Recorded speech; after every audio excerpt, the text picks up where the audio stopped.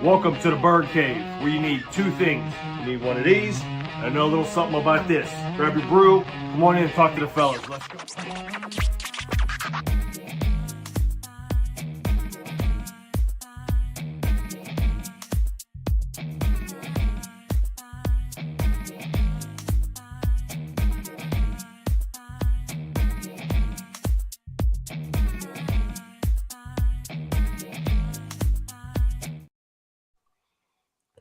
How about that, huh? Got a Hey, I little, like that. got a I little like video that. here. Messing around Yeah, here, I was making a little feeling intro that. video. I was Huh? feeling that. I was Produced, into it. I was like, produced by your boy right here, aka Garage Band Loops. Royalty-free shit. AKA, I do that. He been That's I right. do that for Ain't nobody come. years. Hey, ain't nobody come after me for some royalty shit on those beats, man. Beats by Dudek. You Man, must what be is? AI do that. I seen your photo. I seen Seen some of your those, work. bro? But Some let of me those tell you, AI videos are just but hey, are just real funny. quick, let's Yeah. full disclosure. We were not running up that hill that fast in high school. That was not happening at all. Like we Pork Chop Hill was a struggle. It was definitely not a sprint. I can promise you that. Absolutely not. And you know what? Actually, you say that. I'm actually going to throw some of these on my computer, these AI videos, just for some shits and giggles later. They're pretty fun. Thanks to Grok and all of that stuff too. So I'm going to put these on here, and just for people to see. I posted some of these on the Twitters, just for fun. But I'm going to put these on the computer, and we'll be able to view them. I kind of want to show everybody these because they're actually quite funny. But so what's good tonight, man? How would your 7-on-7 tournament go? Man, we had a good time, man. Shout out to the 15U boys. They finished second. My 14U boys, they fought hard. A lot of first timers, and they fought hard. We can come back in 2 weeks.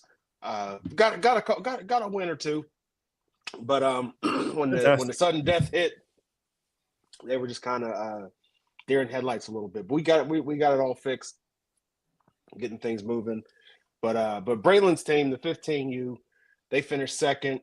And shout out to Western Pennsylvania was looking good out there for real. And there was some Western Pennsylvania, there was some whippy on crime because Sky Elite was also out there, led by Mr. Dakota Conwell. I coached for them last year. Great organization. Shout out to their 18U team. They won.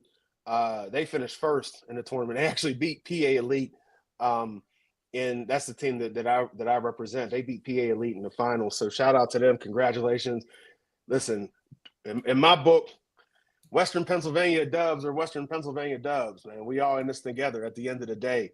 We represented Western Pennsylvania football very, very well. There were schools from all over, teams from all over the place, even in Canada. Teams came from Canada and Indiana, Ohio, Pennsylvania. But yeah, it was a good time, man. Absolute great time. Fantastic. Yeah, man, listen, I know we were sharing some of the X's and O's at the bars at the last pit meet and greet. You're drawing up some plays here, man. I'm curious to see. I got some compliments on some of the things because we got some coaches, some former coaches. They like, man, it's like, man, you was dialing up something. I was like, yeah, I don't know, a little something. Absolutely. Yeah, you know fun, what? man. Like I said, we're gonna get in there one of these times. We're gonna compare some notes. We're gonna get in some deep dives. One of these things I'm gonna do. I actually thought about this. Is I may actually produce some of these more in the off season because if you remember, I got my RMC, my Joe Walton playbook that we ran through with all the stuff in there. I might want to try to break these down one day, kind of revisit some of these plays and share some memories as well too. And maybe I'll even reach out to some old colleagues old teammates. So I design all my plays on this app called Playmaker X. Okay. And this one is designed specifically for 7-on-7, so you don't have to worry about putting linemen or anything in there. But it's a lot of fun, man. That's good, man. Just designing and as a coach, man, because I didn't coach this season with the pads. This is a great way to scratch the itch, though. I'm gonna be real with you, like your juices get flowing. And I'm a very, believe it or not, Dudek, I'm a pretty loud, boisterous coach. You wouldn't think that, would you?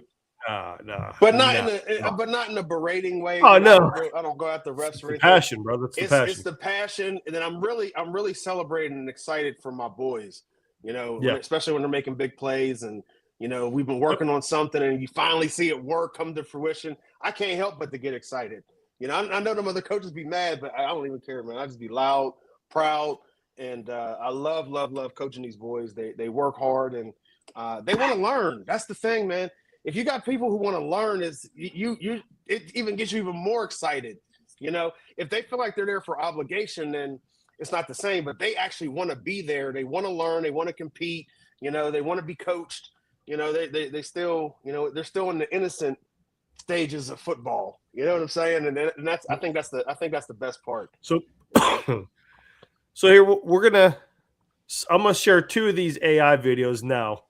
Oh boy! And then I'm gonna save 2 for a little bit later on, just for some fun, right?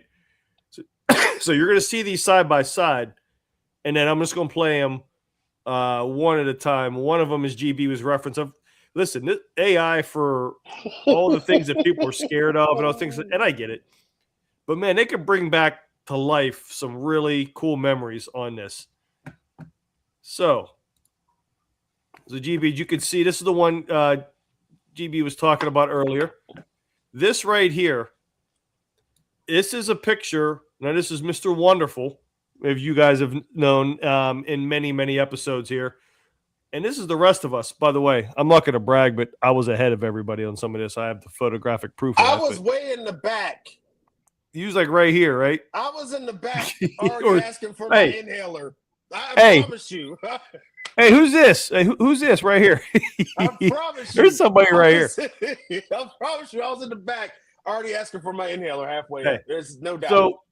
So a 20-second backstory. Our coach used to tell us to go put our shoes on. And by the way, this is camp. This is like, this is during season, but like in camp, we got duped in. Like, hey, go put your sneakers on. We're gonna go run in the shade.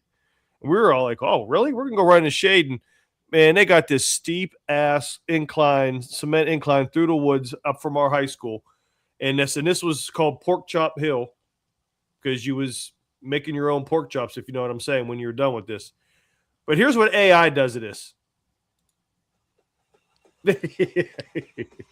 I promise you. We were not running that fast. Hey, one done slimmed down a little bit too. One slim, you know what I'm saying? Slim. I mean, come on, man, with this AI. And then this was the first one I did. This was from a while ago, back in the man cave. That's obviously. This is our man, Pick Guru, a.k.a. Harry Piceros, and JJ Kitchen from Talking Football with JJ Kitchen. And by the way, shout out to Grok with the AI. You just plug your photo in, and then you give it like a sentence, and it comes up with something like this. The Bird Cave always has cold drinks and great friends talking football. Nothing better, man. Who was that talking? It's just some AI duped voice. The Bird Cave always has cold drinks and great friends talking football. Nothing better, man. I mean, come on, face, man. Bro. I know. Look at what is this? We're all different, man. That definitely does not look like JJ. Harry done got a schnoz now. Look at this. Oh well, bro. Listen. All it is it's a lot of fun. It's a lot of fun. So, all right, sir. So for tonight, man, Pittsburgh Steelers have made a bunch of coaching moves, and to no surprise of anybody, people are bitching. Imagine that. People are bitching and moaning. Now, I get like we talked about this one, last time when we get the whole Tomlin 2.0. They wanted young guys and that nature, and I understand that to a point, right? And by the way, it looks like Kubiak will be the head coach of the Raiders. Yeah, congratulations. But our man Shula and Steelhaas looks like they're staying in Haas, not even getting interviews. I mean, Steelhouse, I think, turned down Cleveland, but who hasn't? Going through some of these coaches real quick. Well, not real quick. I want to get into some details because you know me, I did my research before we start spewing shit, And I know you've done some research and you just have general knowledge as well. So I'm going to look on, I'm going to pull these guys up here on my screen here with the Steelers part. Let me see here. Give me, where did I steal? Here we go.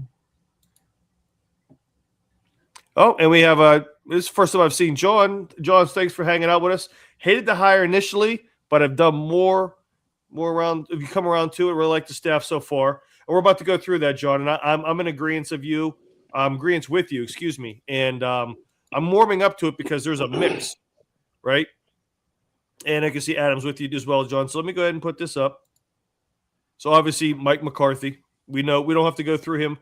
Go through what he has done. Although he has eaten a lot of Isley's chip chopped ham. Man, has he? My man is struggling. Look at him. Hey, but you know what? I will say this. You know, the research we did last time. 23 years coaching offensive ball, and he's had a top 10 offense, I think 13 or 14 times, and added by another 4 or 5 times, he's had a top 15 offense.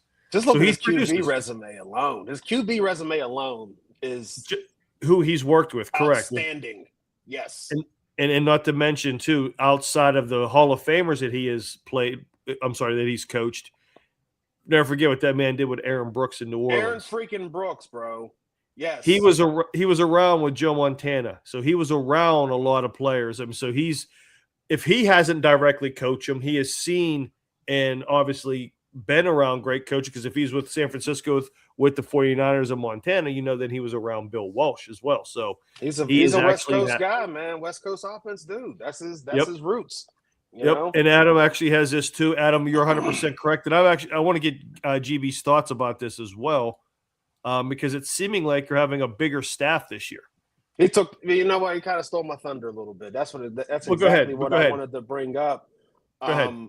Was that the one thing that caught my eye immediately is when you start seeing words like pass game coordinator and offensive assistant head and what have you, like that's when you know that they have expanded the coaching staff. Yeah. And I would venture to say that was done by Mike McCarthy. Said, look, I need more. This is what I'm going to need in order to field a staff that is going to be able to take us to the next level and win number 7. And what I like about it is there's some guys who may have weren't good enough, but they were good enough intelligence-wise, X's and O's wise, but didn't have the skill. Mm-hmm. But he's mixing in dudes with skill, right? Jari Evans, and at the most important part of the team, in my opinion, with Jari Evans and I can't say, I can never say Peko, DeMonte Peko or Damato Peko, however you say his first name. But listen, those two dudes right there. First of all, I was a big Peko fan because even at Michigan State, because I didn't think like he was like he didn't have the greatest skill set. But dude, he had a freaking motor, and he would always be around the football, right? And he did the same thing when he was at Cincinnati. He always caught my eye for whatever reason. So the fact that I heard he even went into coaching and has a great resume, gave him I give him all the credit in the world. Then you got Jari Evans, who's up for the Hall of Fame. This dude was one of my favorite guards watching. He was very growing good. up. Yes, he was dude was legit, bro. Absolutely legit. He could pull with the best of them. You know what I mean? Like, dude, his footwork was incredible. Put it one-on-one in the phone booth, you wasn't getting past him. That's the type of dude I want. Because there's something about having people on your staff that are been there, done that type of guys. And those two dudes are been there, done that, and they're very recently been there, done that as well. And that caught my eye, bro. 100%. And I like the point that you made when you're mixing and matching. Just look at the offensive line for a second, right? You talked about Jahari Evans. Love that hire. There's your younger, right? He's not, in the 30s younger in a sense, but he is, like you said, he's up for the Hall of Fame. The guy was an absolute beast. You pair him with James Campen, who is a proven offensive line coach. You know what I mean? Campen has coached for over 20-some years in the offensive line. I think there was 1 year he was like a quality assistant coach there somewhere. Obviously very well respected, with McCarthy for a lot of those years in Green Bay, so they had a lot of success running the ball. You pair him with Hari Evans, and I also like, and I didn't know who this man was until he got hired, but Ramon Chinyung. Yeah. He's the running back coach. But only 4 years, but where he was coaching before is he was a 3 years assistant offensive line coach with the Cowboys. So I like having a running back coach that has and knows a lot about the offensive line. Now, don't get me wrong. All these coaches know a bit about the positions all over the field and such, or else they would not be coaching. But somebody who had 3 years coaching with McCarthy in the offensive line kind of knows what they want. Same with Campen. And then he can relay those little things, even if it's a step here, an angle on like a cut, putting the arm up for the ball, things like that. That's just those little things, GB, that that would actually help a lot in the running game. I'm looking to see how that helps Caleb Johnson. I'm interested to see what our running back room is going to look like in 2026. Yeah. Okay. Yeah. I found it very interesting that he's a lineman, by his experience in the NFL as a lineman coach. But that, for me, I think that's actually a genius move. Yeah. Because now you can look like, as a lineman, like I could pick a running back and I can tell you exactly the way that we need to block for him. Mm-hmm. Okay. As a line coach myself, right? My specialty is on the line, right? And if you have a lineman coach in there working with the running backs, he is going to give you every little nook and cranny, every little detail that's going to come with where to cut, how to cut, because he's going to tell you the angle in which the linemen are blocking and how they're doubling and climbing and how they're blocking down and what angle they're going. Dude, I really, really, really want to see how this plays out, and I believe that we will see very, very high quality personnel come out of this room and development. I hope so. I hope so. That's because let's keep it a buck, right? The reason why Naj wasn't here was because he was just good, but we thought he was going to be great. Mm-hmm. Yeah. He was a 1,000-yard rusher, but we thought he was going to be a 1,300-yard rusher. 13 There's to 15, a difference. Yep. 13 to 15 is different than 1,000, right? Even Jaylen Warren, right, for all of the explosive things that he does, if you look at his final numbers, he really does. And granted, he does a platoon thing, but if you look at their final, like we haven't had like a dominant running game since Le'Veon Bell. Like where you just knew that it was like, dude, it has consistent dominant running game. Yeah. Consistent dominant running game. And that's something that it shows in the way our offense plays, Remember we were talking about that. It was the consistency in building drives and sustaining drives and things like that. It seemed like when that offense last year got behind the chains, it was done. So, and I didn't like that. But like I said, I just like the cohesion between. I like the cohesion, at least on paper. It looks like the cohesion between Campen, Evans, and Chinyung. So taking it to the passing game, and I think this is also people are going to hate me, especially our boy Big Rail's going to hate me when I talk anything nice about Will Howard. But I think that's the reason why Tom. I think that's why Tom Arth was kept. Tom Arth, had a year or so, or year or two, I think, with Justin Herbert, as their passing game specialist. And he was a successful head coach in the collegiate ranks, although smaller schools, Akron, I wrote this down, Akron, Chattanooga, and then John Carroll. But he was a head coach. He's 44 years young. So I like that they kept him as well, because there's some familiarity there with not only Will Howard, but also with Mason Rudolph and also just with the organization. So I like that, keeping that. And a guy that took a lot of flack, I don't understand why. Well, I kind of understand why, because he came from Buffalo, is Adam Henry, the wide receiver coach.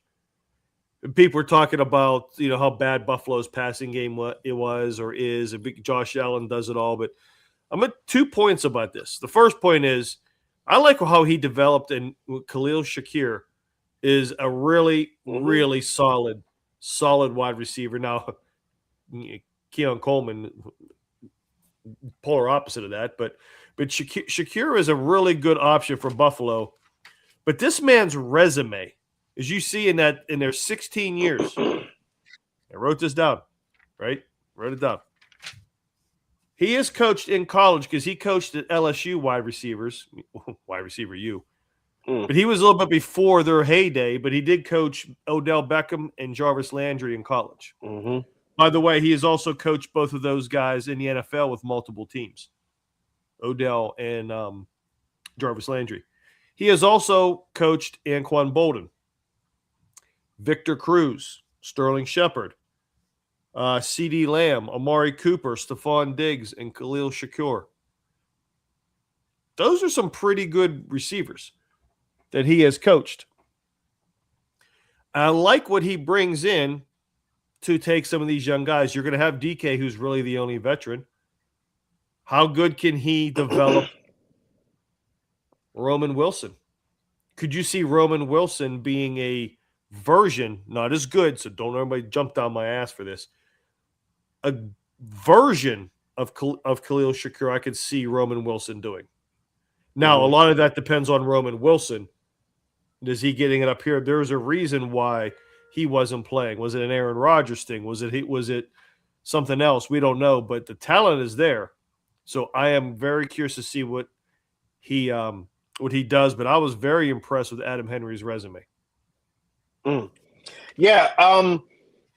With that, you mentioned all of those names, and being that he's in the room means that he has influence or some sort of persuasion on who said team is going to draft and why, right? And I read the names and I love the personnel. One thing that I like is that a lot of those have 1-2 punch tandems.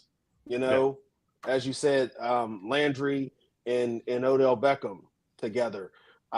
You had Cruz and who was the dude that was opposite of Cruz for the longest time?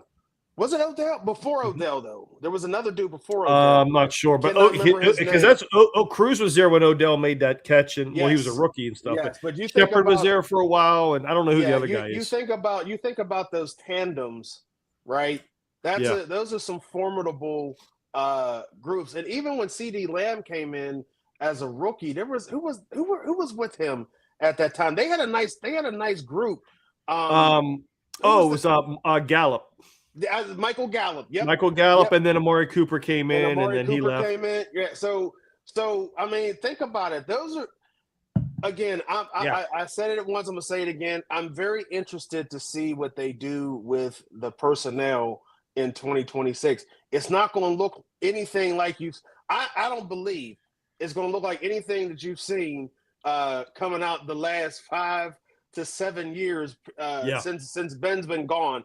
I think you're going to see a different type of personnel for sure, and it's not going to be predicated on one wide receiver. I think, and more importantly, I think that this is really going to open up where our real strength is at present. That's that tight end room. I hope so. I know they're still looking for a tight end. They're still looking for a tight end coach, I believe. And I know Tolzien was a rumored OC. And there was a couple other ones that are floating around as a tight end coach. But we'll see what happens. And Ginzer, y'all coming back. Ginzer, y'all, first off, hope you're staying safe down there in the Carolinas, brother, with getting the snow down there. Be safe. But we was very surprised that they kept Arth. Was hoping that they would go after someone with recent success developing a QB, clean slate, new coordinator. Yeah, but you know what? Like I said, Arth had a year with Herbert, but I think your QB developer is Mike McCarthy. It's Mike McCarthy. Correct. And you can't turn chicken shit into chicken salad. And that's what he was working with. And all I have to do is look at Justin Fields and what he did here, and then what he did when he went to New York, and what he did before he got here. You know what I mean? I mean, we got him at his greatest potential, Yeah. And it wasn't good enough, right? And then he went to other teams, and then you really saw, saw the downfall of that. So I got to give kudos to a guy like Arth in that way, right? Because Justin Fields wasn't it. And you think about it too, is obviously Tom Arth interviewed for this job. It wasn't like he just stayed. So there was something that jived with him and McCarthy that he kept him on. And I also think too, he may have a relationship with Will Howard and things like that they want to continue to grow before they see, or let's see what they do this year in the offseason, whether it's Aaron Rodgers or they draft somebody young to go, and then 2027, if Howard's not the guy, they go get their guy because it's going to be loaded in 2027 with the quarterbacks. But that's what they said last year. Correct. So, but everyone's going back to get the money in college, which actually I don't blame them. So Adam said, didn't they sign Haslett interview for a tight end coach? I believe he just interviewed right now. I did not see anybody that was hired. And the Haslett's run deep in the north side, so it wouldn't surprise me if he came and they run deep. Yep. So and one last one who's not on here, an offensive guy. I believe he doesn't have a position, but he has a name. His name is Frank Signetti Jr. How about that? That they hired. How maybe it's more about that. More than maybe just an offensive assistant guy. But listen, you take this Signetti name, talk about a coach who's just finally given an opportunity, and look what he's done with it. I don't know what his role is, but I like the hire because it's a direct pipeline, even just for conversations with Kurt Signetti. So we'll see what happens. We'll see what happens with his position, what he is going to be asked to do, in the offensive staff. But hey, they are, like we talked about earlier, and getting a bigger staff this year. And John was talking about more clear that the staff being small was a Tomlin thing and not a Rooney thing being cheap. I can see how people think that, but I don't know that for sure. But I can't say that you're wrong. You very well might be right. We don't know. I don't think we'll ever know, really, because I think both things can be true. I think maybe Tomlin wanted to keep a smaller staff, and Rooney's cheap. No, Rooney's still cheap. Let's not give him a pass. Rooney's still cheap as hell. Yeah, and all you gotta do is look at the facilities. The facility tell you everything you need to know. Like the locker room will tell you everything you need to know on what it's supposed to, what it looks like. Like, bro, I'll give you an example, right? So, and I was just looking at one of the boys that I coached a little while back in 22. He's going to be a long snapper. He got a full ride. He committed already to the University of Maryland. Okay, and his name was Rory Nip. He went to the facility this weekend again just for another visit, and I see him in the locker room, and he's sitting on a recliner in the locker room, bro. There's a recliner, like a Maryland Terrapin, literally embedded in the locker, and I'm like, damn, that's better than what they got. What they got it at for sure. So that's what I'm saying. Like you can't just be out here. I understand like that. It could have been a Tomlin thing. That's true. But let's not dismiss the fact that my man has been very, very cheap. Yeah, we get you, John, 100%. And like I said, I'm not saying you very well might be correct. It's going to be a timeless debate on, if you what you want to believe, but you very well might be correct. We just don't know. Our position is we just don't know because we weren't in the room. There's proof on both sides. There's proof that the Tomlin wanted to keep a small staff, and there's also proof that Rooney's are cheap, which also bled into the coaching staff. Because remember, coaching staff's not salary cap. That's right from the owner. So there's probably a little bit of truth in both of what you're saying, John. So appreciate the comments, man. Hope you keep them coming here. On to the defensive side, people.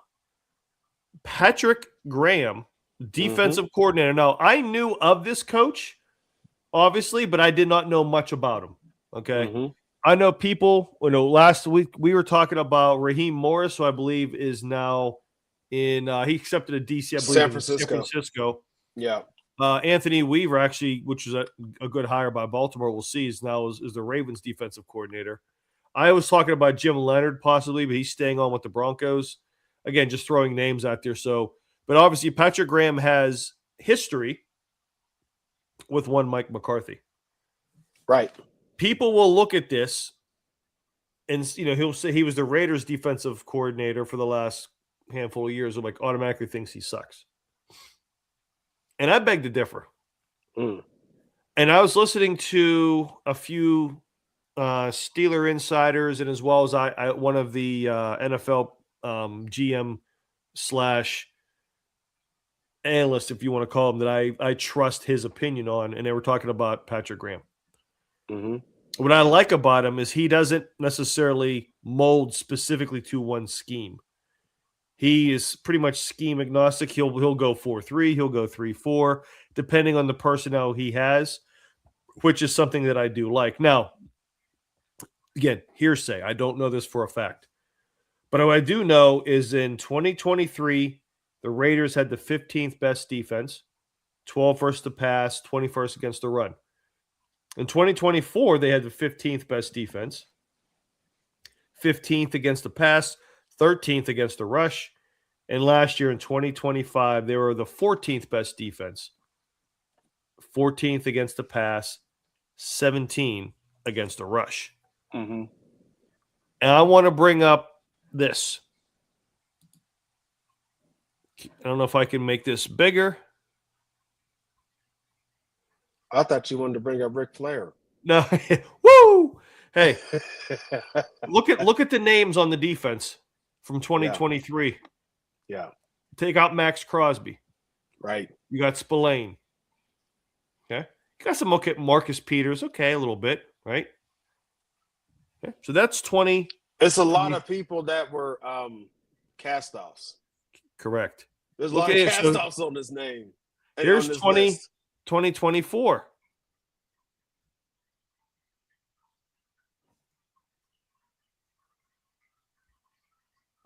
Christian Wilkins, before he started kissing people. Max Crosby. Jack Jones, whatever. Are you noticing something? He this is what he's working with. This is also, if you guys look, I don't know if you guys can see, it's a little small. This is from Sport Track, one of my favorite websites. Look at the corners, 3.4, and then everybody else is under $1 million. They ain't paying it. We're not paying for the defense at all. Look at the D lineman numbers. But they paid $5 million for Spillane. Hey, yo.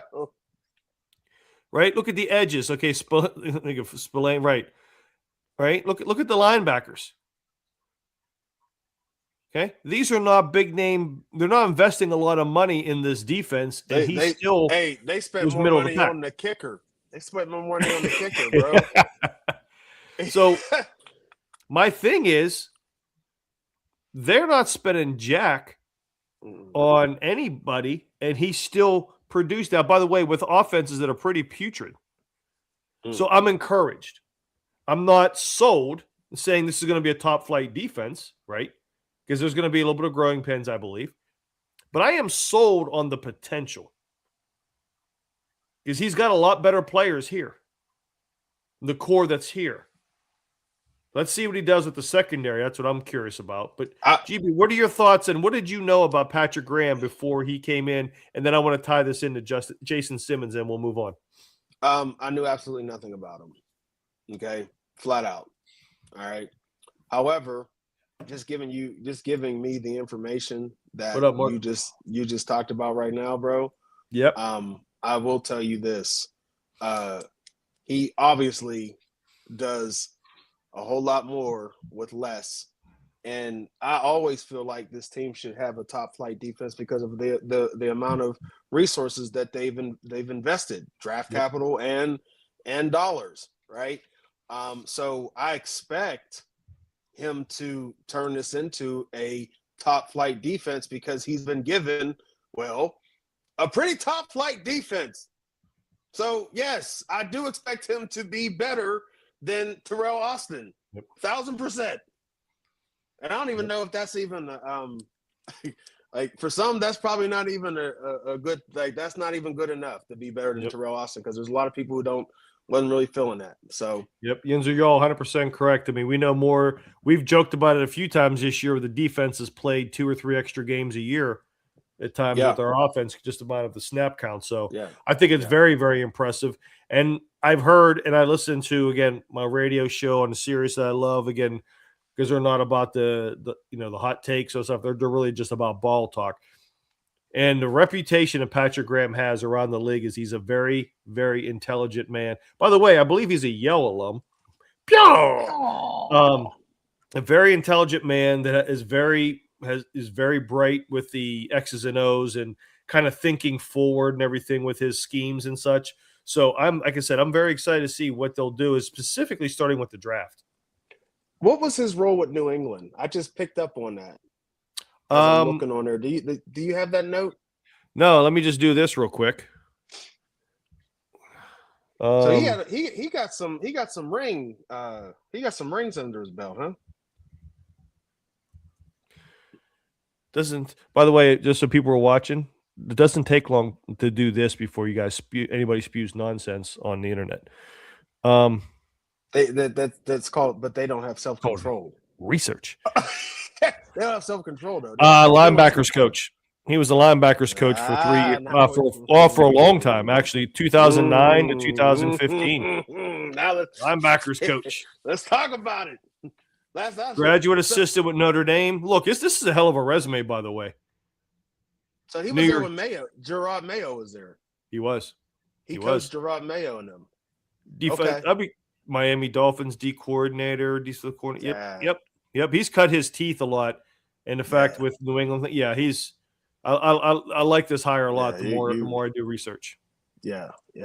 I'm looking at that. Look, I'm looking straight at that Patriots.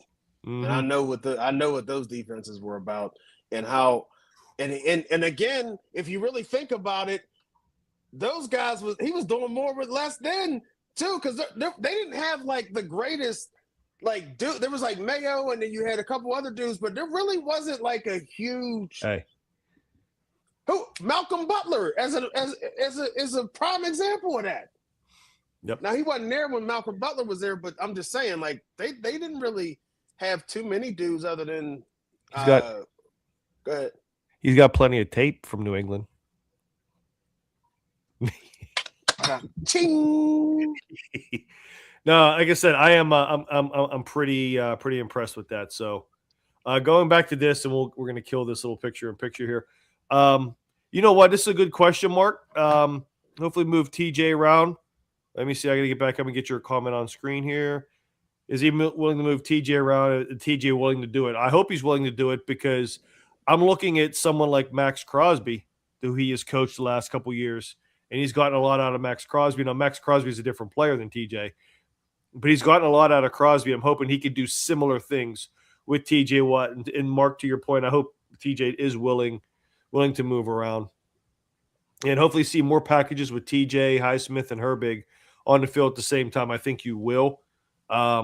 It really depends on what the offense comes up with, but you started seeing that a little bit, this past year, Adam. So, but I'm agreeing with you. I think that I would like to see that. The 4 linebackers.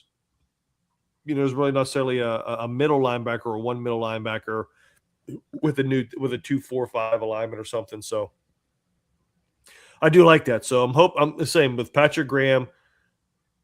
Knew of him, but didn't know much of him. Did some research, and I'm intrigued, and I'm very hopeful that he can bring something different and start, doing some different things with this defense. Jason Simmons also is somebody that is very intriguing. Now, I actually do remember him playing for the Steelers a while ago. He was a Cowher guy, yeah. Yeah, he was a Cowher guy, and why and how I remember him, I don't recall, but I just do. Yeah. But after that, though, he did spend 9 years with the Packers as an assistant special teams and secondary coach. Now, here's what I like is if he's a defensive pass game coordinator / defensive backs coach, means they may hire another defensive backs coach. Yeah. Or there's somebody else coming in that's going to help on that back end. Maybe it's more, I don't know if Scott McCurley would help with the linebackers. To me, there seemed like there might be more. Also won 2 years with the Raiders, which he did coach 1 year with Patrick Graham with the Raiders, I believe was 2023. Okay. And his last couple years, he was with the Commanders as their secondary coach. Okay. And real quick, I'm gonna get this off, but McCurley is another one. He's been with the Steelers for a while too. 13 years with the Packers, quality coach, linebacker. And then this guy. When did we have a chief of staff? This is the point. Like we're getting positions we're not really used to seeing. So it's something that's very different right now, guys. It is different. It's different. So to put a bow on this, GB, what did you think about? Do you have any more thoughts of Jason Simmons? Hey, listen, I have no idea who the hell Steve Scarnicchia is. I don't know that dude. Hey, listen, he also worked for the Jets and Falcons for a while, so it's not necessarily coming in with a lot of praise and anything. But put a bow on this coaching staff on defense, man. Your thoughts? I'm going to defer to the Jimmys and Joes because that matters.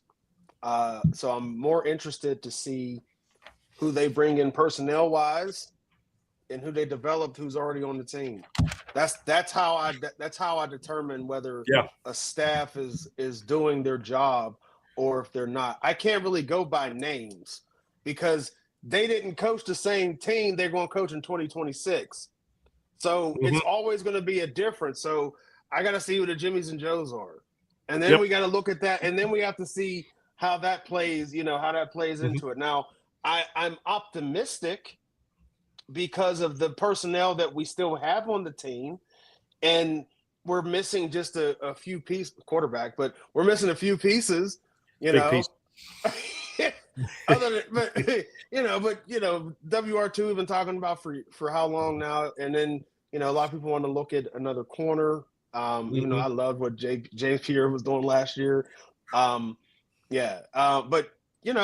there's some pieces that need to be filled, and I'm more interested to see how they fill them. Because at the end of the day, fans don't want to hear this, but these coaches have forgotten more football than you will ever know, and that's the truth.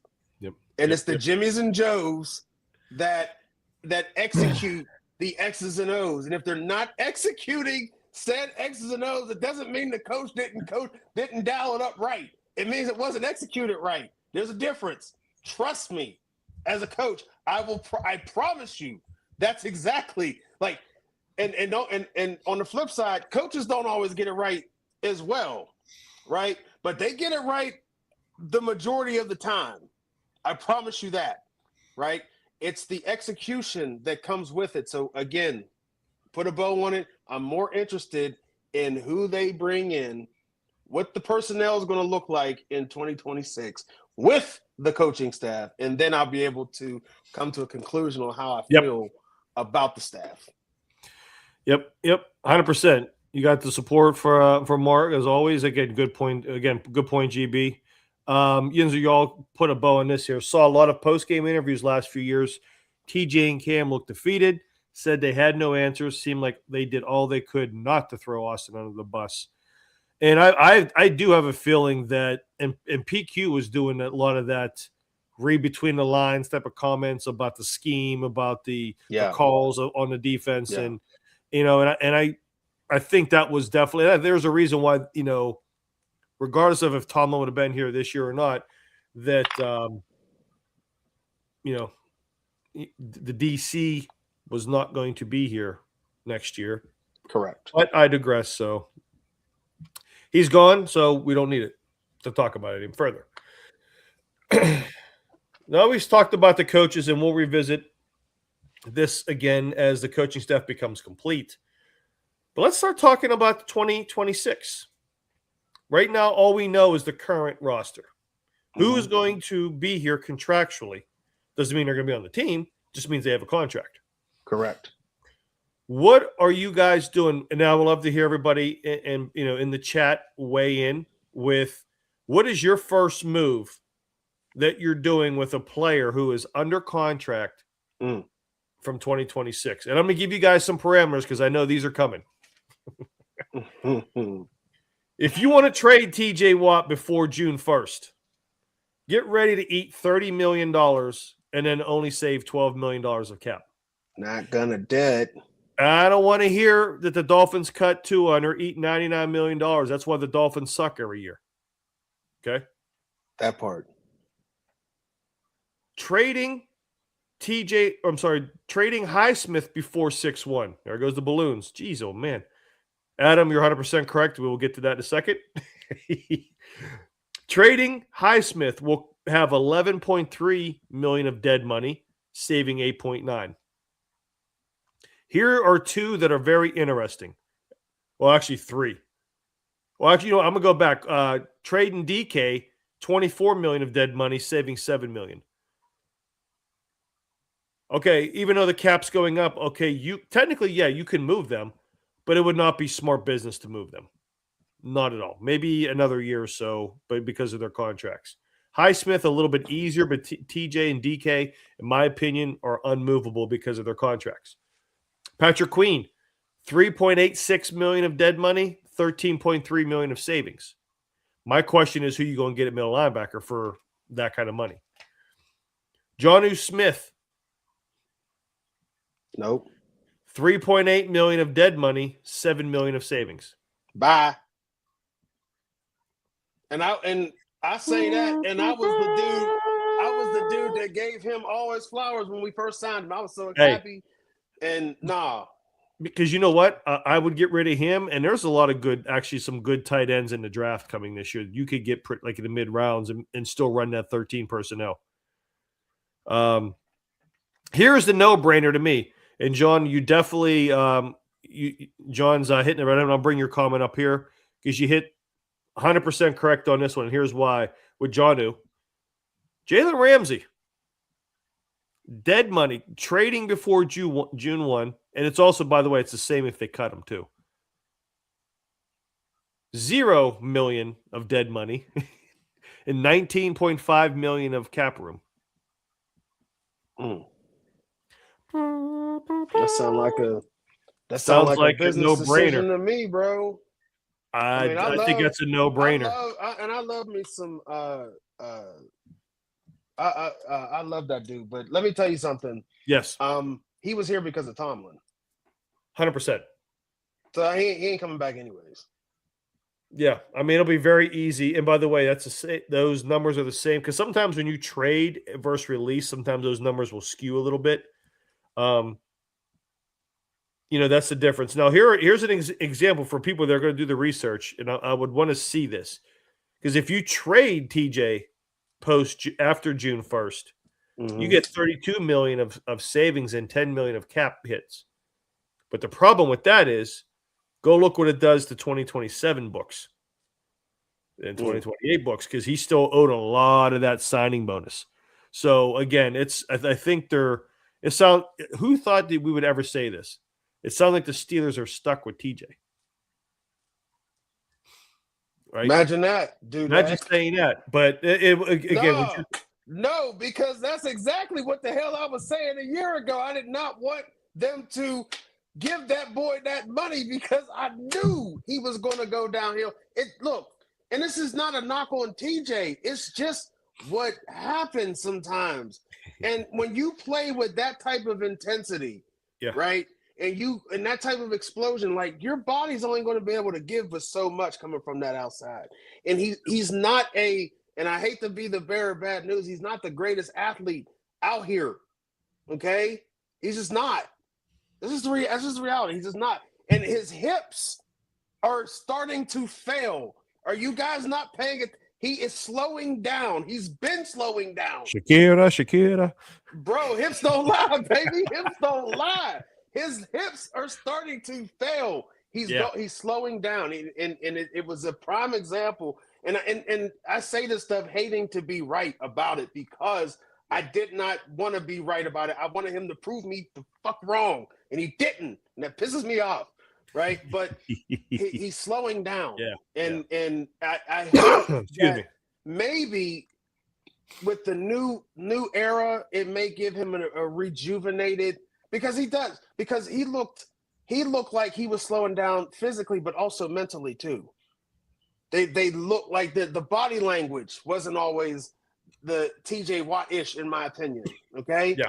And like you said, you look at them in the locker room and everything, and they out here, having you foreshadowing and speaking in code about their D coordinator and stuff. But hopefully, again, it helps them to get rejuvenated, refreshed, and hopefully he can at least be serviceable. And when I mean serviceable, I'm talking about 8 to 10 sacks, not, And Mr. Tommy saying edge rushers' goal is to prevent a completed pass based on the high number of completed passes per game. That position should not be high paid.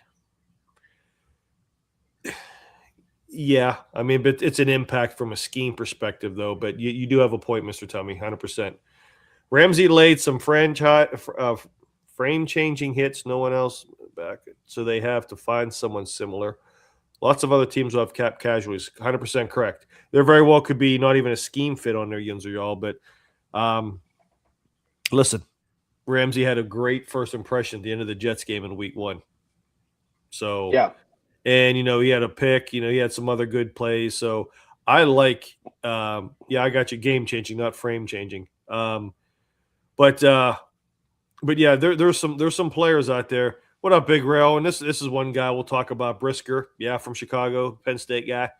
Bring him home. I think he's even a Whippeal guy. He's a Whippeal guy. Yep, Whippeal guy. So I got a question, though. So Ramsey's gone. Let's just say that's a safe assumption. Yeah. There's a certain player coming into last year of his contract that, from Gateway. Thanks, Big Rail. Yep.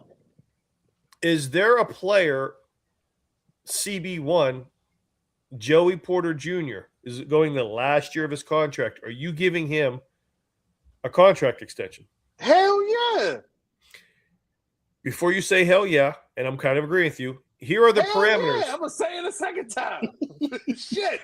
You didn't hear me the first time. I said hell yeah. Hey, so if I'm looking at this, right? You're right, John. Draft has some good safeties, and we're going to get into that too. Yeah, safeties, what I heard a lot from the Senior Bowl as well, too, and including another pit man. Kyle Lewis, I think, is going to transition to strong safety. I think would be a great guy here. But there are some other safeties as well. I don't have all the names in it, but you're right, John.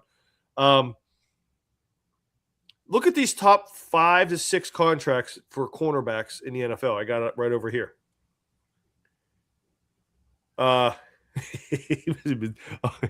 Do you understand the words that are coming out of my mouth? Thank you, Mr. Tummy. That's what I'm trying to tell him. He didn't hear me the first time. I wasn't going to change up no matter what facts and figures he came up with. I was still going to say, hell yeah, let's sign the brother. I think that the floor of a Joey Porter Jr. contract is that of what Patrick Surtain or Deron Bland from the Cowboys got. That was 4 years, $90 million. Hey, signing. We got it. Marlon Humphrey, 5 years, $97.5 million. And then you got 3 $100 million contracts. You got J.C. Horn of the Panthers, 4 and 100. Denzel Ward of the Browns, 5 and 100. And then Ahmad Gardner for the Colts. Yep. 4 and 120. So I think you're going to be right now 4 to 5, 95 to 105 is I think you're going to look at is what he's going to at least ask for based on the market. Hey, real quick, our boy Craig said hell yeah at the same time. I said it. He just texted me. He was like, I said hell yeah at the same time. Craig, by the way, my man Craig Burt, man, shout out to you, brother. Beer We Go. Go check out beerwego.com. Get yourself some T-shirts. He's doing some big things there, and a collaboration is in the works. But I'm telling you, it's going to be some great shit. Yes. He's texting me whenever I was talking about LSU's wide receivers. He goes, hell no, it's Ohio State's wide receiver. I was like, man, shut up with your Buckeyes. But listen, Ohio State does have some fantastic wide receivers. Don't get me wrong, man. I even shot him a text like, man, shut your mouth. What's that? Back to these contracts real quick. Yes. Okay. One of the, I talked about TJ Watt, and one of the reasons why I was so against the contract TJ Watt because I felt like it was based off of past results, not future results, right? Right. Pay Joey Porter Jr. because he's just getting started. Yeah. You guys understand what I'm saying? Like, he's just starting to see the type of greatness. We're just starting to see the type of greatness that he can really be. I expect him to be a shutdown for the next 5 to 7. Easy. That dude, listen, there was a time, like, I don't know if you guys, and maybe you guys had like the old narrative early in the season, but we were on here talking about Joey Porter getting bad calls because of said reputation in the past, but it was actually good defense, right? And then he was playing the same defense, never changed his game, and all of a sudden the flags start getting less and less. And then next thing you know, the targets were getting less and less on his side. Like, please understand, like, JPJ, and I say this, and I was a JPJ hater at the beginning. I didn't think he was that good in North Allegheny, right? I thought he was just okay and I was like, he's good for the second round, but not the first round. I did not want us to draft him in the first round. Look, he has changed my whole perspective watching him this past year. Yeah. That dude is the truth. Well, when he came out, I was talking to some of my Penn State buddies. You know, they're all glamoring, best corner in the league and stuff. I get it. And I said, you know what? I like him. I like his length, but I don't like him versus quickness because I saw him struggle a lot. Craig, I saw him struggle against Ohio State. Are you happy? I know you're watching, but he struggled with shiftiness. You know what I mean? He wasn't very good with his hips. We're on that. But you know what? He's changed his game and he is learning how to play at the NFL level. And I have been proven wrong, and I don't mind being proven wrong because I'm obviously not somebody who thinks that they're right all the time. He has adapted his game very well to the NFL level. And to your point, you are paying him for future production. We got CB1, and you know what? Honestly, like you're talking about, Pierre could be CB2. Sante Samuel Jr., though it'll cost a little bit more money than Pierre possibly. And then there are a lot of corners in the draft as well as safeties. Yep. So you can kind of rebuild this secondary. And like I said, we don't know. We have to go look at the free agent tracker. Don't forget Deshaun Elliott's coming back. So I was just about to say that. Yeah. Maybe you bring in – listen, I'm going to beat the pound table for Kyle Lewis all day. But if you bring in a young, strong safety, and I don't know, Brisker would obviously make a lot of sense. I think he would fit the defense. Yeah, I think he would fit him well. I'd have to do more research on the. I'm gonna go watch some Raiders games on wherever I can and see if I can kind of beat in on what type of defenses they're playing to see if Brisker would be be a fit here. I'm not sure if he will or not. But I do think they can build some pieces around him. But you got to get the head right, and the head right now is going to be Joey Porter Jr. So priority number one. So let me ask you guys this, and I want everyone, because I'm surprised no one said this in the chat, or maybe somebody did. I think what did let me see here. I thought John said something. No, did anybody say sign Herbig? Herbig's also going into his last year. Now, Herbig could be one reason why someone maybe like a Highsmith could be expendable. Hell no. But I like having 4 guys versus 3. No, because I think Sawyer was going up. His projection was going up from last year. I wouldn't trade any of them. I'm just playing devil's advocate for that. If you want to put Herbig on the field more, is what I'm saying. Yeah, if or we're going to stay in the 3-4 for one more year. Yeah, if we're gonna stay in the 3-4, we got to keep Highsmith, man. Listen. That's not something that. Yeah. I mean, if I had a choice, and this is probably against the grain, if I had a choice between if we were going to get rid of Herbig or Highsmith, I would get rid of Herbig first if we're going to stay in the 3-4, because the dude, listen, the way that the guy defends the run, it's night and day, right? Yeah. I would keep Sawyer, Sawyer, Highsmith, before Watt and Herbig, and that's just me. Just because of the size. I mean, you have to look at the measurables. I love Herbig's game as a specialist. You know, coming in third down and what have you, and I even like when they had him coming in, in blitz and AGAV, right? But he is a liability against the run. That's just the truth. I mean, it's just I don't have anything against him. It's just he's a little light in the ass. He could, he could make some splash plays in the run game, but not consistently. He has to kind of go around the block, get inside the block, but he can't really take head on, and be able to, hit and shed as well. This is another player that's a 1-year guy I love to see come back too. And Mark was bringing up his Eccles had a really good, a good year. And I agree. I think we were talking about him for a while, Mark. You're right. I think Eccles is a really good, really solid nickel guy. Let's see if he should fit in the scheme. I mean, he's just a good instinctive player, and I did like that pickup a lot. I think he only signed for 1 year, not 2. So I would definitely look to bring him back. So, and Yinzer Yarl's with you too. Sawyer on a rookie deal gives them a trade option with Herbig to address another area. And actually, because of Herbig's on his rookie deal, he would actually probably warrant a higher trade return than someone like Highsmith, who already has a pretty hefty contract. So exactly. So that's actually a good point. And I love Nick Herbig. Love him. So do I. I love his game. So do I. But if we were just talking about if you were going to stay in the 3-4 and you were going to you had to pick 2 of the 4, who would they be? For me, it would be Highsmith and Sawyer. Yeah. That would be for me at least, right? Yep.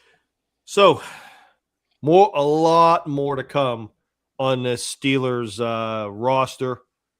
There's going to be so much more that we are going to get into the draft. I still got to break down. The Senior Bowl, and I know we watched some of those. We had some. I have it taped, so I didn't get a chance to watch it. So we're gonna have more of that.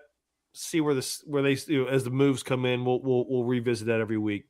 So much to talk to about the Steelers stuff, and then obviously with the draft here in Pittsburgh. I know my ass is gonna be down there. I can't wait. There's an announcement that's gonna be made on Super Bowl Sunday. By the way, go Seahawks. Damn right. Damn right. And I want everyone's opinion on here. There is a Hall of Fame selection coming up. Here's a finalists. I like how Belichick and Eli are already grayed out. First off, Adam, yes, we do mock drafts, bud, 100%. And actually, if you go back, I think we still have last year's up on our archives, and on our channel where we did the draft actually live, first couple rounds, and then we actually did them with trades and everything. So it's a lot of fun. Big Rail, I'm gonna be drunk and high as fuck for the draft. You and probably a whole bunch of other people, man. I'm hoping we get one of those good April weathers up here. I've been part of many softball tournaments with my daughter a few years back whenever there was some nasty ass weather in April. Go ahead. I was gonna say, speaking of that, man, I was up in Michigan, and you speaking of a lot of high going on. Listen, I swear, like I was at Dave & Buster's at the end of the night, and I was warming up my car, and I'm looking around, and there was like 6 other people in their car except they was hotboxing in their car. I'm looking at, I can see them like just sitting there. They sitting there laughing. Everything. It's all recreational and shit, man. I was cracking up. I was like, man, these people. I said, let me get off this road. These roads I don't know about. These people out here toe up tonight, boy. It was like 12:30 in the morning too, because we didn't get done playing until like 11:30. And man, it was late. I was like, let me get off these roads, man. These people out here toe up from the flow up. So I got a question for you guys. Everybody on here. Who's your 5 that's getting in? Right? It's 5, right? And these are first ballots. Now, the only one I could think of, and Adam, you beat me to it already. This is a no-brainer. Brainser. Larry Fitzgerald better be first ballot Hall of Famer. There is no doubt. Yes. No doubt. One of the 5 or 6 best receivers ever to play in the NFL, in my opinion. Now that he's a coach, I'm rooting for Jahari Evans. Now that he's on our staff. I could tell you, for me, my only 2 locks are Larry Fitzgerald and Drew Brees.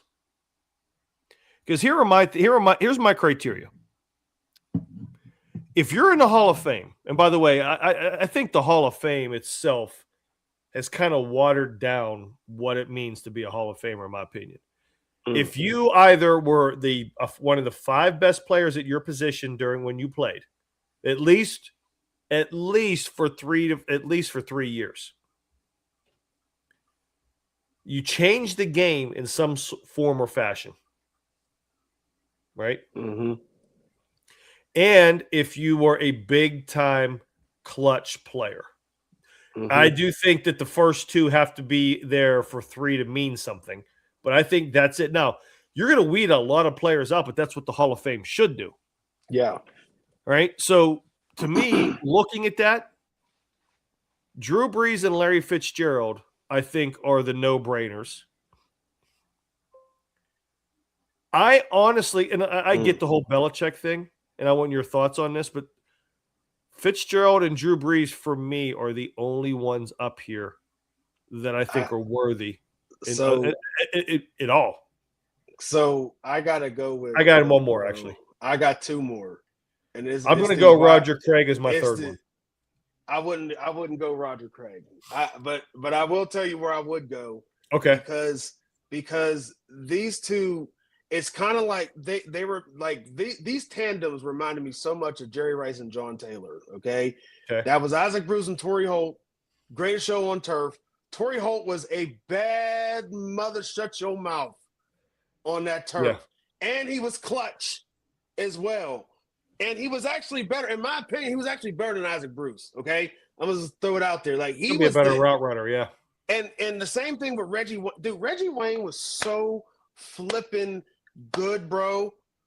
I would 1,000%, because, dude, think about the arcade numbers that Kurt Warner and Peyton Manning were putting up with those tandems. I feel like those tandems should both be in the Hall of Fame, because there's 2 of the greatest tandems of all time, in my opinion, without a doubt. Like, yeah, it's no ifs, no ands, no buts about it for me, right? You know, watching these 2, and especially the Colts. Man, I hated watching the Colts. I hated playing. As a Steeler, I hated playing against the Colts. You always held your breath. You did. You know? You did. And I also remember couldn't wait to challenge the Rams in 2001. Remember, because we were 14-2, they were 15-1. Right? We were 01.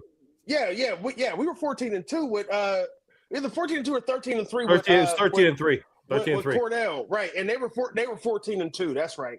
That's what it was. And I remember we wanted to challenge them, because they kept talking about how they were the number 1 team. Like every power ranking had them number 1, and we were number 2 the whole time. And it was all due to those 2 right there, man. That greatest show on turf. As much as I hated watching them play in the 90s. Man, I respect the hell out of how they played. Again, 2 of the greatest tandems, and I feel like both of the tandems deserve to be in there. So before I bring up a couple other comments on this too, my thought with Roger Craig is he was the first true receiving threat out of the backfield that had to be game planned against. Yeah. Because of his impact, that paved the way, if you will, for a lot more running backs to be used in the passing game. And if I'm not mistaken, he was the first 1,000, right? 1,000-yard receiving, 1,000-yard rushing. So that impact is why I would vote for him. And Adam brought up a good point. I mean, kickers are people too. But Vinatieri hit a lot of game-winning Super Bowls, and you're right. 100% correct. And I was thinking about this too. And you and Mark got Fitz is going to push back on the receivers. His That's first exactly down, what's going to 100%. happen. Yes, that's exactly what's going to And happen. actually, then talking about Hines Ward in a second, but Yinzer brought up Kuechly. And I do think playing in Carolina might have hurt him if he was if he won a Super Bowl. I don't think it's a big of a difference because I think if he would have played in this playoff Super Bowl, there's no doubt he would have played well. Very instinctive. Yeah, he was known as one of the best inside. Some people say that he was probably the best inside linebacker to ever play the game. So it's arguable. You can make a case for Kuechly. I'm not hating on Suggs because he played for the Ravens. I still think he's a first ballot, but I think he'll eventually get in. No. But Hines Ward, real quick, is hit the Steelers on this. Is Hines should be getting in because was he a top 5 receiver ever in the game? Maybe a year or two he was back in those early years where he was getting the 100+ catches, but he played in an offense that didn't allow him to produce much. But he changed the game how a wide receiver wouldn't normally change the game. There's blocking rules because of Hines Ward. And I do think that warrants Hall of Fame. And I'm not mistaken, he has numbers that are greater than some of the Hall of Fame receivers that have gotten in already. I got to give you these Reggie Wayne numbers, bro. But give me these Reggie Wayne numbers and let me know. And let me know your thoughts. And I got one other question about the Hall of Fame. Look, I'm not even going to give you his whole career. I'm just going to give you the run. Okay? Here's the run. 04, 77 receptions, 1,210 yards, 12 tutties. Okay. 05, 83. 83 receptions, 1,055, 5 tutties. 06, 86. Now, mind you, he's with your boy, too. And he had Dallas Clark. Let's not forget that he wasn't the only dude that was being showcased, okay? All right, let's go to the next one. What did I say, 86? 13-10, 9 tutties. Next year, 07, 104 catches, 15-10, 10 tutties. 08, 82 receptions, 1,145 yards, 6 tutties. 2009, 100 receptions, 1,264, 10 tutties. 2010, 111 receptions, 1,355, and 6 tutties. Now, he had 1 year he was off. He had 11. He had 75 receptions for 960. That was his low point, right? But then he came back in 2012 and had another 106 for 1,355. Bro, this dude has over 14,000 reception yards, bro. 82 touchdowns. It's not bad. You're just hating because he's from the U. Tell the truth, shame the devil. I really don't care. I don't care. Again, to me, there's a difference of a first ballot versus a Hall of Famer. And first ballot, I'm going to be a lot more strict with that too. Is he a Hall of Famer? I agree with him and Torrey Holt. It's kind of hard to say, first ballot. No, he's not a first ballot. He's definitely a Hall of Famer. Yeah. He's not a first ballot. I wouldn't put him on this ballot. I'm just saying I feel like those dudes should be Hall of Famers. As far as first ballot though, I don't really I'm kind of with you. This is not the Hall of Very Good. It's supposed to be a Hall of Fame. Although LC should get in, period. Point blank, the end. By the way, you read that. Go ahead. Listen, you read those stats for Reggie Wayne, and I'm trying to look them up here, but I can't find them. My phone's being goofy. Doesn't that make you appreciate what AB did for those 6 years? Yes, absolutely. Absolutely. It was just probably the best 6-year run ever in NFL history. Yeah. But anyway, go ahead. Yeah, Adam brought up another one of Frank Gore. Yeah, I can see LC Greenwood. Listen, here's the thing about LC Greenwood. You talk about, look, just put the whole goddamn curtain in there. It's about time. Yeah, that's legendary. Put them all in because they deserve it. So, let me leave you guys with this real quick. What do you make about Belichick not being first ballot? Do you think that's punishment? I mean, obviously the resume itself should be first ballot, right? Is it tainted because of the Spygate and the Deflategate and the shenanigans up there in New England? It should be, in my opinion, at least. I mean, yes. So if he's going in, does Robert Kraft not go in now because Belichick? You can't put Kraft in and shaft Belichick. I'm just using shaft as a general term because I agree. I don't think Belichick should be. He'll get in, but the first ballot is the punishment for what happened. Yes, exactly. And they wanted to make a point.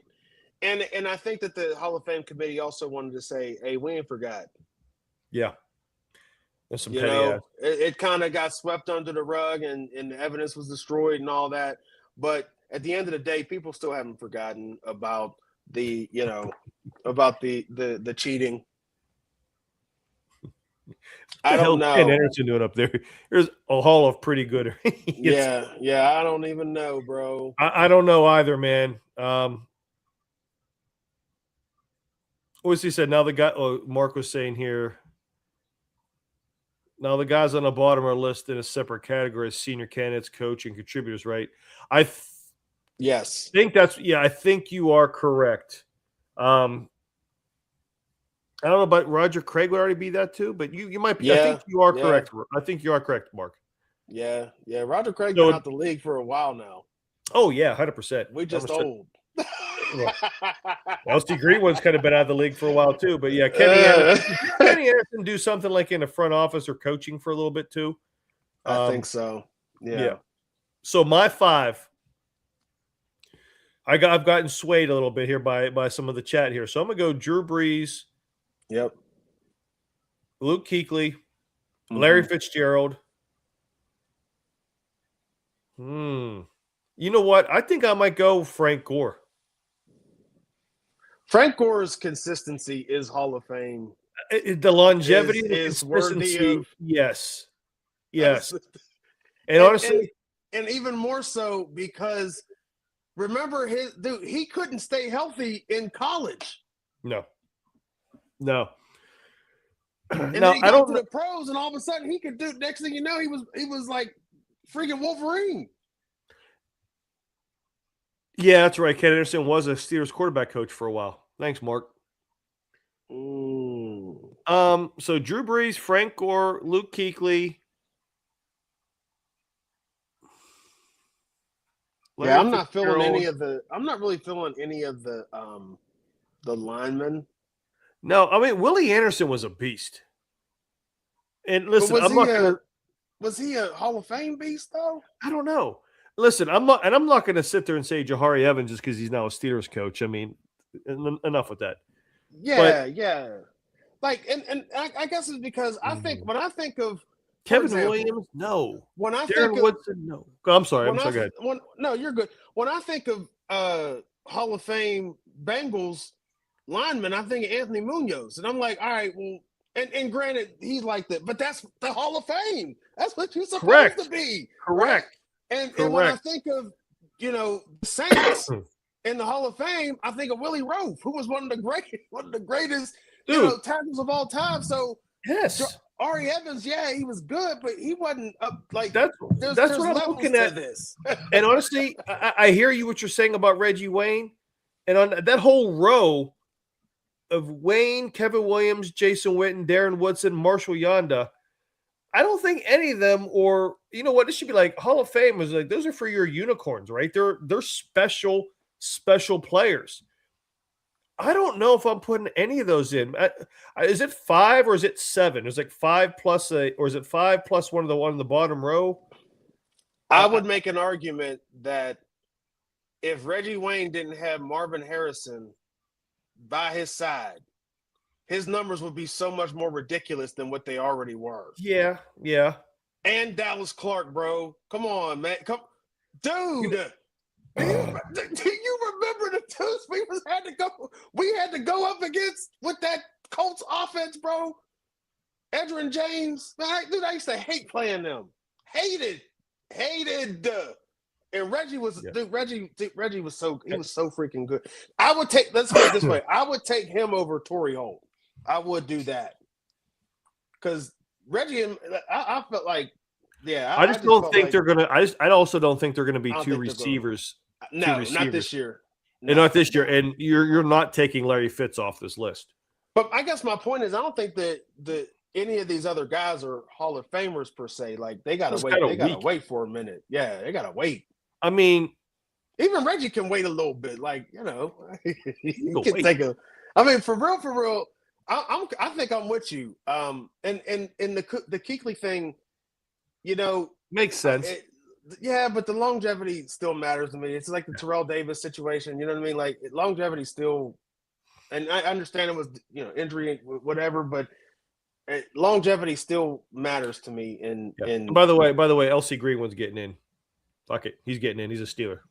Yeah. I'm always gonna say Steeler. Man, I get Vinatieri. Is this Vinatieri's first ballot? I don't think these are all first ballots. I think these are just the final. I'm not gonna. No. I'm just asking. I'm straighten up hating on Adam Vinatieri. No, he's in there with the Belichick and no. He tainted just like Belichick and Kraft. That is true. Yeah, they're all punted. Yeah, does that mean Brady ain't gonna be first ballot? Ooh. I don't know. Ooh. That would be hilarious. That would be my great. Opinion. I would crack up. I hope I see. Man, I would say, shit. I don't know, man. I mean, it's hard. It's hard. I'm still. I don't know. And the fact is, if I don't know, it tells you this is kind of a weak class outside of a few people. Yeah. I mean, you look at this. The guy that comes to a mind, the guy that I don't even think about, and I say yes, is Larry Fitz. Drew Brees, I think about it for a few seconds, then I say yes. Frank Gore, I didn't think about the longevity until somebody mentioned it. Now that they do, they're 100% right. And there was times where he had a top 5 production in the NFL. So I say yes. Kuechly was a top 5 at his positions for many years, but he has the longevity question, like you're talking about, GB. But then again, Terrell Davis got in without a lot of longevity either. Man, I don't know. I'm glad I don't have to decide. So Larry Fitzgerald, Drew Brees, Frank Gore, Luke Kuechly. You know what? You swayed me, bro. Oh, and LC Greenwood. Yeah. Those are my 5. Absolutely. More may get in. I don't know if it's 5 plus a bottom row guy, but those are my 5. T Sizzle may get in too. He has a pretty impressive. He has a resume. very good resume. And he's a 2-time Super Bowl winner too. And that always is, that how in comparison to the rest of the people on here, not named LC Greenwood, what do the rest of them have? Drew has 1. Eli has 2. Larry has none. Does Frank have 1? Record. Who? Frank Gore don't have 1. He wasn't part of any teams, was he? But Terry has a lot, but he just kicks for a living. Listen, that's all he does. He kicks. Marshall Yonda does he have 2? Marshall Yonda? Was he on both of those teams? No, I think he has 1. Witten doesn't have any. Woodson has 3. Wayne has 1. Kevin Williams doesn't have any. Willie Anderson, funny. Bengals. I don't like the Kevin Williams thing because I feel like he and Pat Williams played together as a tandem. Yep. You know what I mean? Like I don't really feel Yonda, I could see. I think at one point he was the best guard in the game for a while, but linemen don't get the notoriety. I mean, he was with Ogden. Ogden gonna make you look great. So Kuechly played 1 more year than Patrick Willis. 8 years as a dominant linebacker doesn't happen often. Digging in his heels. Yunzer, you swayed me on this. I would vote for Luke Kuechly because I've heard but more than I didn't one. like Patrick Willis in all of it either. So I mean, I hear you, but Listen, listen, for me, I hate to say this because it sounds like I'm digging at Kuechly, but based on what I'm seeing right here in this picture, Luke Kuechly's in. Yeah, I mean, 8 years, man. I don't know. What did Barry? What was Barry Sanders? I know he retired early too. Yeah, but he was. Never once in my mind did I say, "Man, Luke Kuechly is the greatest linebacker I've ever seen in my life." Never said that. Hey, before we get out of here, we're gonna have a little bit of fun. Another AI video. GB knows this. This is yours Did you truly. break this tackle? I did break that tackle, bro. I got 22 yards on this catch. My skinny ass. I couldn't remember. This is I remember. I think that's me right behind, right by the. I swear that's 66 right behind. By the way, hey, GB. I by the way, GB, I had that picture of you and Juan tackling that dude. Oh yeah. Yeah, AI did you guys no favor, so I deleted it. It's like, get off of me. Check this out. I'm out here looking like Taysom Hill.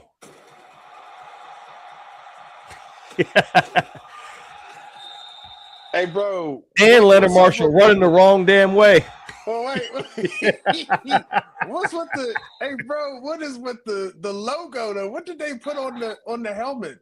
I don't know. What is that? I can tell you what it like ain't. A mountain. I can definitely not double V's. I can tell you that. Hey, and by the way, last one was from my birthday party.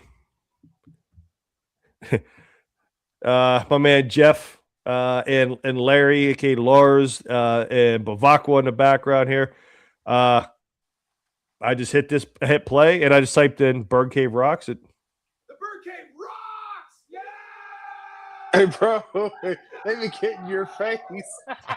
They be messing with people's faces, bro. The Bird Cave rocks! Look like shapeshifters. In the middle of a shapeshift. Oh, reptilian society asses over here. What y'all doing? Like one of those 80s horror movies and shit. Like, what's that one with Roddy Piper in it? Oh, they live as. Hey, real quick before we end, one of my coaches, man, shout out to Coach Mathis. If he's watching, man, shout out to you, good brother.